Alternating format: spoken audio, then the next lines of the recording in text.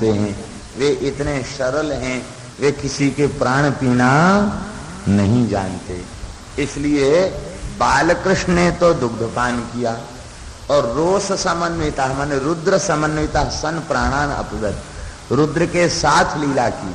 भगवान शंकर से कहा कि आप तो या के बिस्कू पी जाओ और या के प्राणन्य पी जाओ, और मैं तो या को केवल दूध ही दूध पीऊंगा और या को अपनी माता की गति प्रदान करूंगा।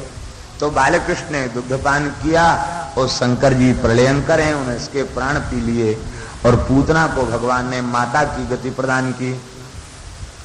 गाढ़म प्रपीड्य, इसका तात्पर्य यही है कि भगवान वस्तुतः वे पकड़ते बड़ी मजबूती से हैं।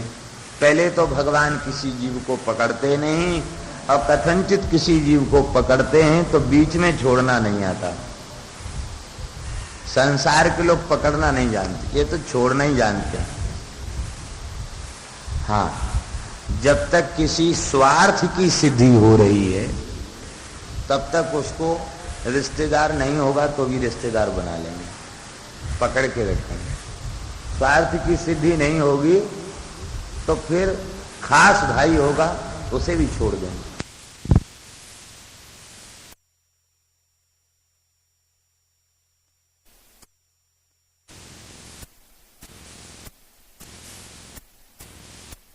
खूब अपार, आप किसी उच्च पद पर हैं, आपके पास खूब अपार संपत्ति है, समाज में बड़ी प्रतिष्ठा है, तो आपके पास तमाम लोग आपके समर्थकों के रूप में आपके देली पर बैठे रहेंगे, पीछे से नारेबाजी करेंगे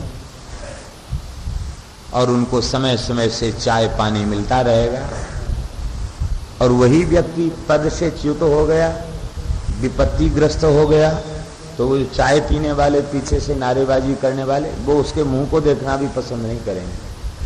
और कथनचित वो कहे भी तो कहेंगे हमने आपको कहीं देखा है।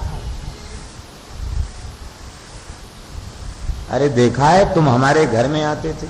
नहीं नहीं, आपको भ्रम होगा, लेकिन हमने शायद लगता है आपको कहीं देखा। अच्छा, मुझे जल्दी है, मैं जाता हूं। लेकिन भगवान और संत ये दो ऐसे होते हैं, ये जिस जीव के ऊपर अनुग्रह करते हैं, जिसे स्वीकार कर लेते हैं, उसे त्यागते नहीं। भगवान ने समुद्र को साक्षी देकर कहा, मित्र भावेन संप्राप्तम न त्यजेयम कथंचन दोषो यद्यपि तस्य स्यात् सताम एतद अगर्हितम। ये वाल्मीकि रामायण का महावाक्य है। हमारे श्रीधाम वृंदावन के महान विभूति पूज्य श्री बनमाली दास शास्त्री जी आशु कवि, घटिका शतक शतावधान थे। वे प्रायः अपने ग्रंथों पर इस श्लोक को लिखते थे। सख्य रस के संबंध में वे कहते थे, ऐसा भाव मुझे किसी ग्रंथ में नहीं। रघुनाथ जी कहते हैं, मित्र भाव से मेरी शरण में आ जाए, दास भाव से नहीं, मेरा सखा बनकर मेरी शरण में आ जाए तो भी मैं उसका त्याग नहीं करता। कहते दोष आ जाए शरणागत में तो कहते निर्दोष को तो सब अपना लेते हैं, मैं तो जब अपनाता हूं तो त्याग नहीं करता, पकड़ना जानता हूं, छोड़ना नहीं जानता। दोषो यद्यपि तस्य स्यात्, चाहे जितने दोष मेरे भक्त में आ जाएं, मैं एक बार उसे जब स्वीकार कर लेता तो उसे छोड़ता है। शताम एतद अगर्हितम, वस्तुतः जो भगवान का बन जाता उसमें कोई दोष आता भी नहीं, लेकिन कथनचित कोई दोष आ जाए तो भगवान छोड़ते नहीं। दक्षिण के एक आलवार का चरित्र है, भक्तांग्री रेणु। दक्षिण में एक आलवार हुए रामानुज संप्रदाय के महान संत श्री भक्तांग्री रेणु, उनका चरित्र। बड़े विलक्षण विद्वान थे, प्रेम जगा और श्री रंगनाथ भगवान की सेवा करने लगे। एक कौपीन धारण करते, भिक्षा मांगते, नारी मात्र का मुख नहीं देखते, निरंतर भगवान की सेवा करते, विरह में व्यथित होकर के हानाथ हानाथ पुकारते रहते। इसी बीच में राजा से प्रेरित होकर के इनकी परीक्षा लेने के लिए एक वेश्या आई। वो वेश्या कहती थी, वे बगीचे में घूमने आई थी और उन्होंने कहा कि इसके ऊपर कोई तुम्हारा असर नहीं पड़ सकता। उसने सौगंध खा ली कि मैं इसको गिरा कर मानूंगी। वह अत्यंत श्रीरंगम की रूपवती वेश्या थी। अभी ज्यादा बड़ी आयु भी नहीं थी, 16-17 वर्ष की इसकी आयु थी। नृत्य गान की कला में बड़ी श्रेष्ठ थी। उसने प्रतिज्ञा कर ली और महाराज वो क्या करती कि सुंदर पीली साड़ी उसने धारण कर ली, मस्तक पर सुंदर तिलक लगा लिए, तुलसी कमलाक्षी की मालाएं पहन ली और श्री नारायण नारायण गोविंद गोविंद कहती हुई, रुदन करती हुई वहां आ गई। और महाराज वो झाड़ू लगाने लगी, सींचने लगी, सेवा में आगे आगे बढ़े। धीरे धीरे परिचय बढ़ा, प्रेम बढ़ा और अंत में उसको भी वहीं महाराज में संसार त्याग करके आप जैसे महाभागवत के चरणाश्रय में रह के भजन करने आई हूँ। बहुत बड़ा बगीचा है, कहीं रह जाओ। एक झोपड़ी में वो रह गई। एक दिन बहुत जल बरस रहा था, बरसते हुए जल में उसके वस्त्र भीज गए और उसका वस्त्र इतना जीना था कि निरावृत शरीर के दर्शन जैसी स्थिति आ गई।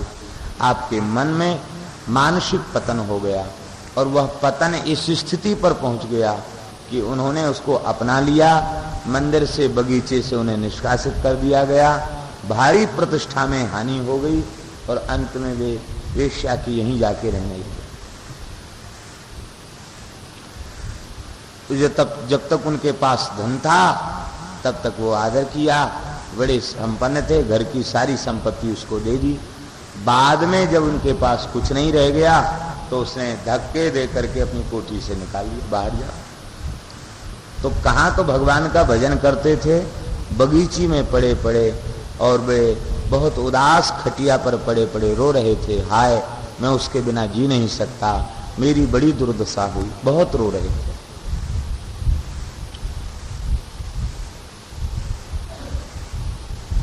तब तक भगवान ने बड़ी अद्भुत लीला की। स्वयं श्री रंगनाथ भगवान अपने स्वर्ण के आभूषण लेकर उस वेश्या के पास, स्वर्णाभूषण लेकर के वेश्या के पास और पहुंच करके कहा कि देवी, ये धन मिला है, आप इसको स्वीकार करो।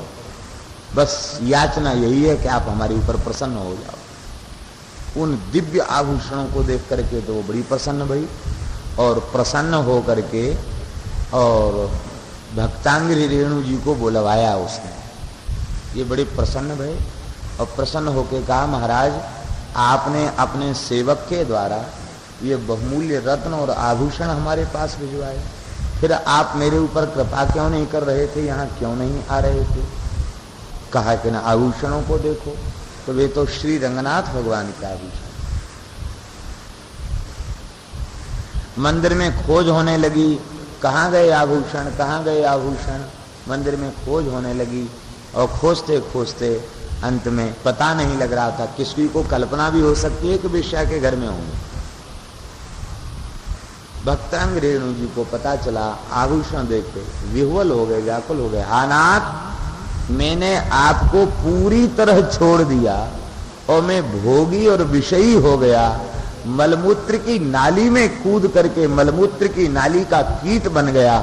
लेकिन नाथ, आप इतने दयामय हैं, आपने फिर भी हमें ठुकराया नहीं। इतना पतित हो जाने के बाद भी आपने मुझे नहीं ठुकराया। हे नाथ, धन्य है। आभूषण लेकर के एक क्षण में वैराग्य हो गया और आभूषण लेकर के श्री रंगनाथ भगवान के मंदिर में पहुंचे हैं, निवेदन किया है और श्री रंगनाथ भगवान के चरणों में उन आभूषणों को निवेदित किया। रो रो करके कहने लगे, मेरे जैसे पापिष्ठ के लिए आप वेश्या के अपने आभूषण गिरवी रखने पहुंच गए। नाथ, यह आपका उपकार अब इस शरीर से सहन नहीं हो रहा है, छाती फटी जा रही है। प्रभु क्या करें, कलयुग की घटना है। श्री रंगनाथ भगवान ने प्रत्यक्ष प्रकट होकर के उनको हृदय से कहा, भक्तांघ्रि रेणु, मैं जीव को एक बार अंगीकार करना जानता हूं, फिर उसे त्यागना। एक बार स्वीकार करना जानता हूं, फिर उसे छोड़ना नहीं जानता। इसलिए श्री ठाकुर जी के आश्रित हो जाओ। इनकी पकड़ मजबूत है, संसार की पकड़ तो बहुत ढीली है। संसार को मत पकड़ो। संसार को लाख करोड़ जन्म में भी हम पकड़ सके हैं या संसार हमको पकड़ सका है क्या? श्री ठाकुर जी की पकड़ पक्की। जीव नरक चला जाए, स्वर्ग चला जाए, सुअर कुत्ता गधा घोड़ा भूत प्रेत पिशाच किसी योनि में चला जाए, अंतर्यामी रूप से परमात्मा जीवात्मा के भीतर विराजमान रहते हैं और उसका किसी स्थिति में त्याग नहीं करते। ऐसा हितैषी कौन होगा? श्री ठाकुर जी के अतिरिक्त ऐसा हितैषी और कोई दूसरा नहीं है। ऐसे ठाकुर जी निरंतर हमारे साथ रहते हैं, फिर भी हम दुखी हैं। इसका कारण यही है कि जो संसार कभी से अपना नहीं था उसे हम बड़ी दृढ़ता पूर्वक माने बैठे, ये हमारा है। और जो भगवान सदा से अपने हैं उनको हम अपना नहीं मान रहे हैं। ये भगवान के को अपना एक बार हृदय से स्वीकार कर लो, मैं भगवान का हूं, और भगवान आपके भाव की स्वीकृति प्रदान कर दें, फिर कथनचित कोई माया के प्रकोप के कारण कोई दुर्घटना भी घटती है तो भी श्री ठाकुर जी अपने अनुगत का त्याग नहीं करते। बोलो भक्तवत्सल भगवान की।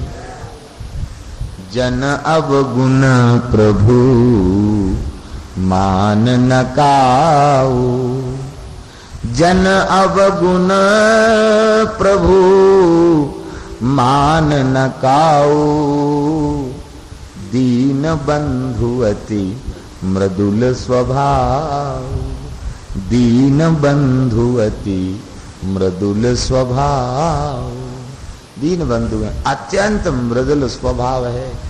ऐसा स्वभाव है कि ऐसे स्वभाव कहूं सुनऊं न देखूं, के ही खगेश रघुपति समलेख।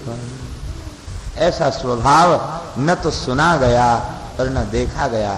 ऐसी अद्भुत भगवान के स्वभाव की महिमा है। एक बार स्वीकार करना जानते हैं और फिर उसे त्यागना नहीं जानते। ऐसी अद्भुत भगवान की कृपा है। प्रपीड्य देखिए, श्री कोई बात, श्री गुसाई जी के एक कृपा पात्र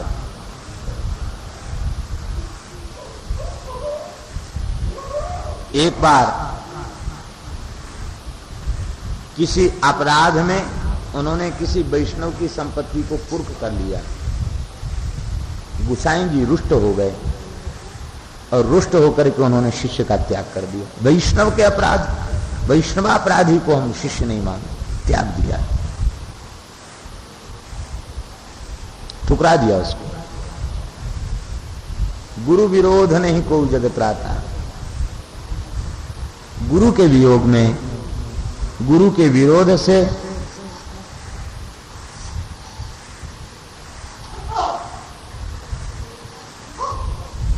गुरु विरोध में राधे राधे गोविंद गोविंद राधे राधे राधे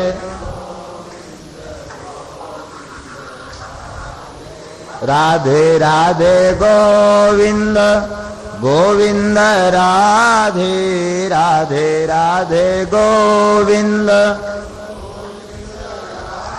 देव ने अपना अनुग्रह छोड़ दिया, बुरे दिन आ गए। किसी अपराध में राजा ने रुष्ट होकर के उनको पदच्युत कर दिया, सारी संपत्ति को छीन लिया। ध्यान से सुने, सारी संपत्ति को छीन लिया। अब वे बेरोजगार होकर के बहुत फटी हालत में घूम रहे थे। गरम गरम जलेबी निकलती हुई दिखाई पड़ी। मन में भाव आया, हम तो श्री वैष्णव हैं। श्री जतिपुरा में जाकर श्रीनाथ जी को बार बार सुंदर भोग लगाते थे। हमारा कितनी सुंदर जलेबी है, ये जलेबी ठाकुर जी को अतिशय प्रिय होंगी। यदि सामर्थ्य होती तो जतिपुरा पहुंचकर जलेबी का भोग लगाता, दूध जलेबी का। सामर्थ्य नहीं, व्याकुल हो गए, आर्त होकर वहीं से कहा, हे नाथ मैं दरिद्र हूं, मेरे पास कुछ नहीं है, मानसी में ये जलेबी का थाल आप स्वीकार करो। जैसे ही गोसाई जी मंदिर में गए कि श्रीनाथ जी हाथ में जलेबी लिए। जय जय सरकार, यहां तो बाहर की वस्तु का भोग नहीं लगता, ये जलेबी कहां से ले आए? बड़े चटोर हो, कहां से जलेबी लेके आए? तो ठाकुर जी ने उनके शिष्य का नाम लिया, वो तुम्हारे चेला ने भोग लगाया। अरे मैंने उसको त्याग दिया और फिर भी तुम उसकी वस्तु का भोग लगा रहे हो। ठाकुर जी ने कहा, गोसाई जी आप समर्थ हैं, गुरुजन समर्थ होते हैं, कभी कभी शिष्य को शिक्षा के लिए डांट फटकार भी देते हैं, त्यागने का नाटक भी कर देते हैं, लेकिन मुझे तो पकड़ना आता है, मुझे त्यागना नहीं आता। चाहे जितना अपराधी जीव हो जाए, मैं जीव का त्याग नहीं करता। तवास्मीति च याचते, एक बार कहे मैं तुम्हारा हूं, मित्र भावेन संप्राप्तम न त्यजेयम कथंचन दोषो यद्यपि तस्य स्यात्। चाहे जितने दोष जीव में आ जाएं, भगवान कहते मैं उसका त्याग नहीं करता। निर्दोष को अपनाने वाले तो बहुत हैं, मैं सदोष को अपना लेता हूं, फिर एक बार अपनाने के बाद उसका त्याग नहीं करता। इसलिए ऐसे श्री ठाकुर जी का चरणाश्रय ही ग्रहण करना चाहिए। जब तक पूतना का कल्याण नहीं हो गया तब तक ठाकुर जी ने छोड़ा ही नहीं, पकड़ लिया। अब तो बड़ी जोर से चिल्लाई, अरे छोड़ दे छोड़ दे। ठाकुर जी ने और मजबूती से पकड़ लिया। कैसे छोड़ देते ठाकुर जी? अब तो लंब तरंगी पूतना वहां से चली और चल करके आई, बाहर जंगल में गिरी। देखिए श्री रामकृष्ण की लीला में अत्यधिक साम्य है। भूषण टीकाकार श्री गोविंदराज स्वामी ताटका को अविद्या कहते हैं। ये ताड़का क्या है? बोले मूर्तिमान अविद्या है। कितनी लंबी है? बोले 6 कोस की है, वाल्मीकि में लिखा है। ताड़का कितने कोस की? 6 कोस की। और पूतना कितने कोस की? 6 कोस की। बल्लभाचार्य जी पूतना को अविद्या कहते हैं और गोविंदराज जी ताटका को अविद्या कहते हैं। दोनों अविद्या हैं, दोनों 6-6 कोस की है। और दोनों अवतारों में दोनों का प्रथम विनाश, राम जी ने सबसे पहले ताड़का मारी और भगवान श्री कृष्ण ने सबसे पहले पूतना को मारा। इसका तात्पर्य है ताटका उद्धार लीला, पूतना उद्धार लीला, ये अविद्या के विनाश की लीला। इस लीला का चिंतन करने मात्र से समस्त प्रकार की अविद्या का क्षय हो जाता है, भगवत प्रेम का प्रकाश हो जाता है। अविद्या का क्षय होने पर क्या होता है? बोले शरणागति का भाव दृढ़ हो जाता है। अविद्या का क्षय पूतना की लीला से क्यों होता है? पूतना उद्धार लीला के श्रवण से क्यों होता है? क्योंकि इस लीला में भगवान की करुणा प्रकट है। कैसी करुणा है? अहो वकीयं स्तन काल कूटम जिघांसया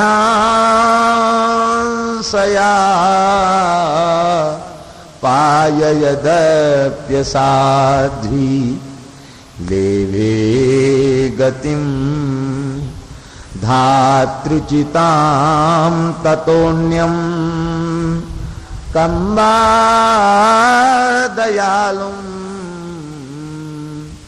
शरणम ब्रजेम।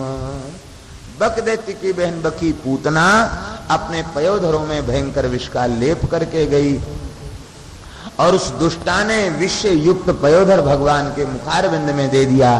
लेकिन धातृचिताम गतिम लेवे, जो गति धात्री को उचित थी वह गति भगवान ने उसे प्रदान की। इनसे बढ़कर कौन कृपालु दयालु है जिसकी शरण में जाया जाए? बस ये बात समझ में आते ही अविद्या का क्षय हो जाए।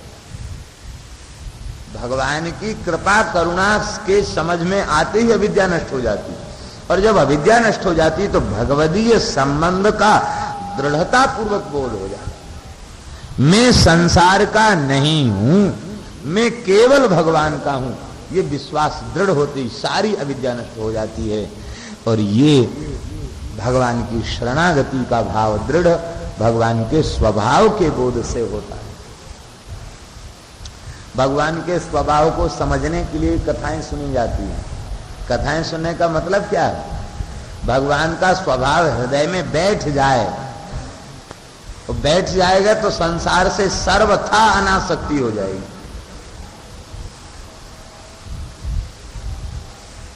फिर बड़ी से बड़ी घटना उद्वेलित नहीं कर पाएगी। जयपुर के महान संत श्री स्वामी सरस माधुरी जी महाराज थे। भगवत साक्षात्कार संपन्न महापुरुष। उनके देखते देखते उनके परिवार के सब चले गए, लेकिन वे तनिक भी रोए नहीं, उदास भी नहीं हुए। पुत्र का संस्कार करके लौटे थे और कोई संत आए सत्संग करने लगे तो आप प्रेम से उनके साथ भगवत चर्चा करने लगे। पता ही नहीं चला कि जवान बेटा मर गया घर में। बाद में किसी ने आकर जब शोक व्यक्त किया तब उन्हें पता चला कि अभी तो अपने पुत्र का संस्कार करके आ रहे हैं।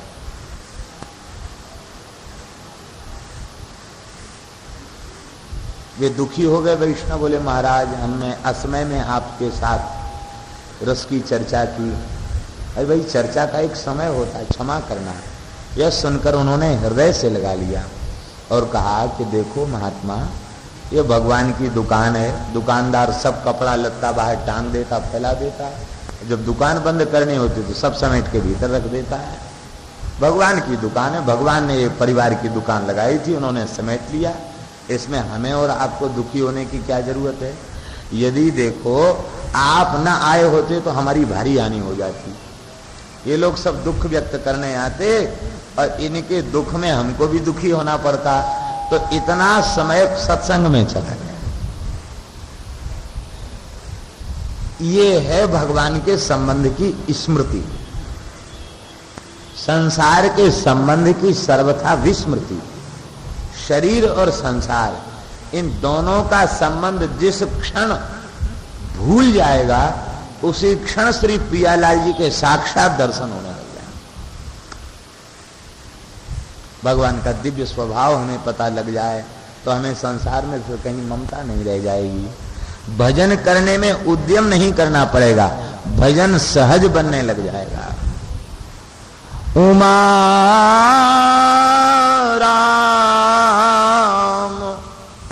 स्वभाव जिन जाना,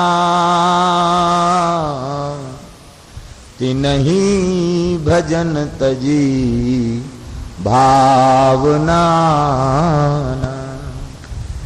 इसी स्वभाव को समझने के लिए भगवान के चरित्र का आश्रय लेना चाहिए। तो ताटका उसका उद्धार कर दिया।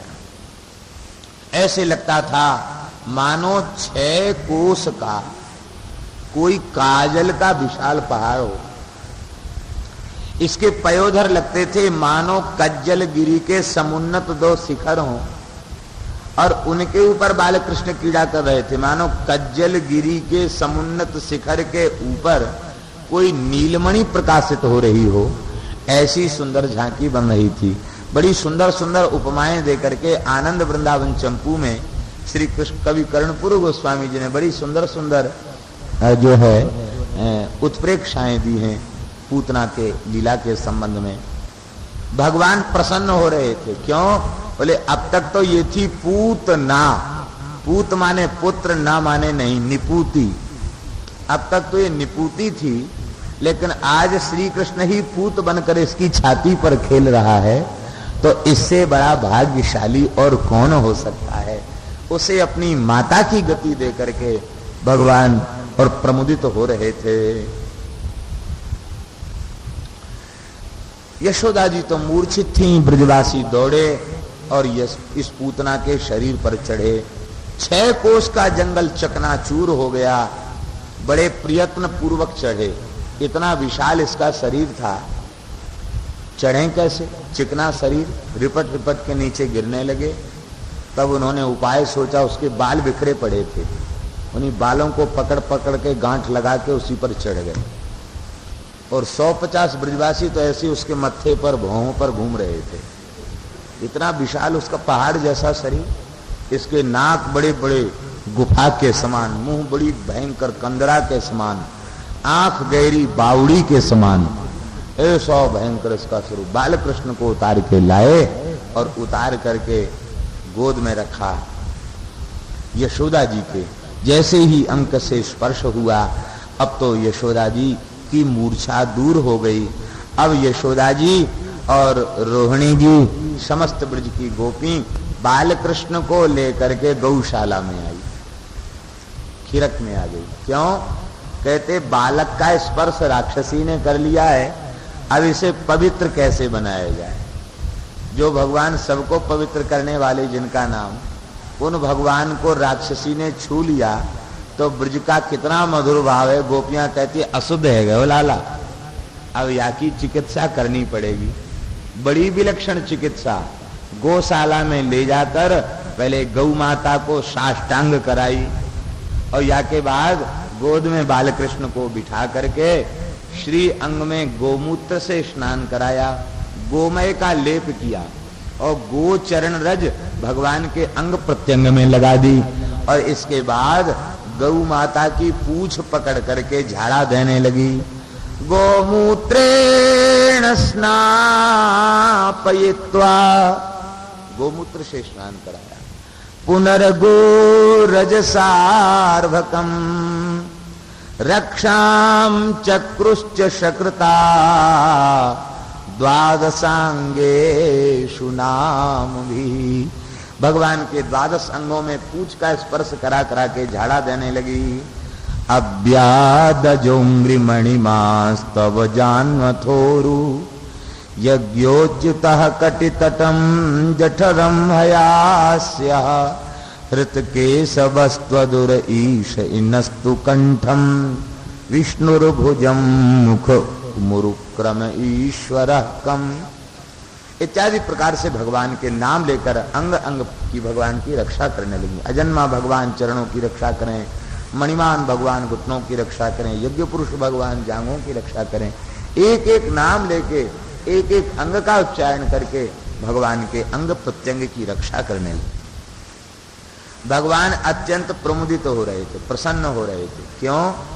इसलिए प्रसन्न हो रहे थे कि सूतिका गृह से सर्वप्रथम जब मैं बाहर आया तो ये गोपियां मेरी इष्ट देवता के पवित्र मंदिर में हमको लेके आई। भगवान की इष्ट देवता कौन है? गौ माता। हम सबके इष्ट ठाकुर जी और ठाकुर जी की इष्ट गौ माता। तो हमारे गोमातृ मंदिर में हमको लाया गया और मैं गौ माता की चरण रज, गोमूत्र और गोमय के स्पर्श से मैं अतिशय पवित्र हो गया। इसलिए भगवान प्रसन्न हो रहे थे। दूसरा प्रसन्नता का कारण ये था कि भगवान विचार कर रहे थे कि देखो वेद शास्त्र पुराण और संत ये सब एक स्वर से यह निर्णय देते हैं कि हे नाथ, आपके नाम की महिमा आपसे भी अधिक है। आप सर्व समर्थ अवश्य हैं, लेकिन आपसे कहा जाए कि आप सर्व समर्थ हैं, इसलिए अपने नाम की सामर्थ्य का वर्णन करें, नाम की महिमा का वर्णन करें, तो आपका यही उत्तर होगा। मैं सर्व समर्थ अवश्य हूं, लेकिन नाम महात्म्य वर्णन करने में मैं सर्वथा असमर्थ हूं। नाम महात्म्य कौन कह सकता है? कहूं कहां लग नाम बड़ाई, राम न सकहि नाम गुण गाई। भागवत में जो अजामिलोपाख्यान है ये नाम महात्म्य नहीं है, नाम महात्म्य का प्रकरण नहीं है, नामाभास महात्म्य। नाम महात्म्य को कौन कह सकता है? नाम की महिमा में अर्थवाद की कल्पना करना ये 10 नामापराधों में से एक सबसे बड़ा नामापराध है।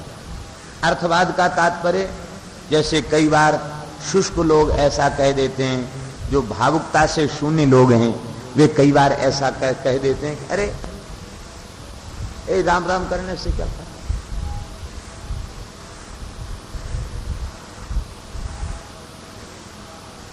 राम राम कहने से लाभ क्या है?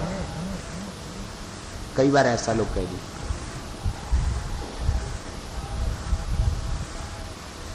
और बहुत से लोग ऐसा कह देते हैं कि भाई नाम की महिमा जो कुछ संत लोग कहते हैं वो केवल इसलिए कहते हैं कि किसी भी प्रकार से जीव की नाम में रुचि बढ़े। वस्तुतः ऐसी महिमा है नहीं, केवल प्रवृत्त कराने के लिए कह दिया गया।